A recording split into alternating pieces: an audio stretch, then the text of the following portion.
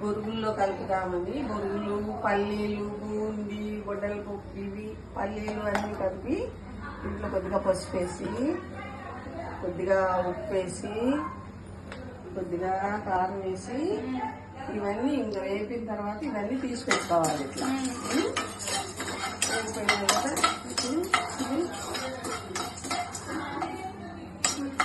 వేగిపోయిన తర్వాత బొరుగులు వర్షాకాలం కదమ్మా, కాస్త మెత్తపడతాయి.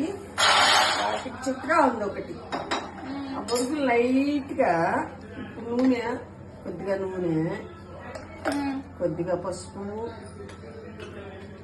కొద్దిగా సాల్ట్, కొద్దిగా కారం వేసేసి ఈ బొరుగులు కొన్ని పోసేసి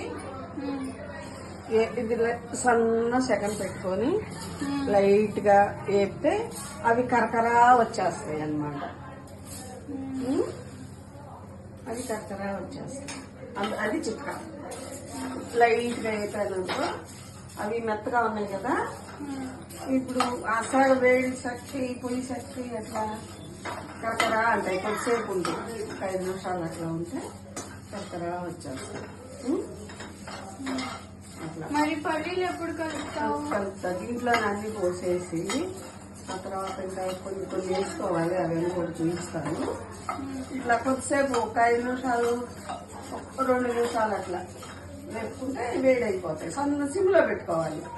ఎక్కువ సగం పెడితే మళ్ళీ బొరుగులు ఇది అవుతాయి. ఇంకా అట్లా కలిపి ఉండు. ఆ తర్వాత బొరుగులు అట్లా మీకు చూపించాలని ఒక వాయి వేసాను, తర్వాత మళ్ళీ వేస్తాను. అది ఎల్లిపాయ,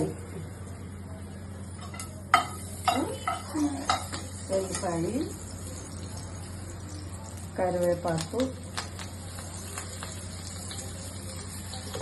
వేగిన తర్వాత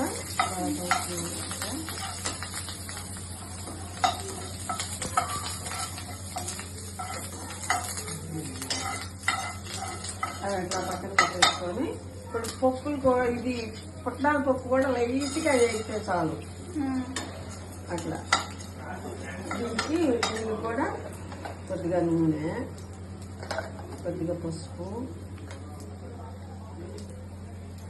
కొద్దిగా సాల్ట్, కొద్దిగా కారం వేసుకుంటే ఆ ఎల్లిపాయ, చిన్నుల్లిపాయకి వీటికి రుచి వస్తుంది అన్నమాట. అట్లా అవి వేసి కలుపుకుంటే ఇప్పుడు ముఖ్యం చిట్కా ఏంటంటే బొరుగులు మెత్తబడ్డ వాటిని అట్లా 2 నిమిషాలు అట్లా సన్న సగన పెట్టి వేసుకుంటే కరకరా వచ్చేస్తాయి.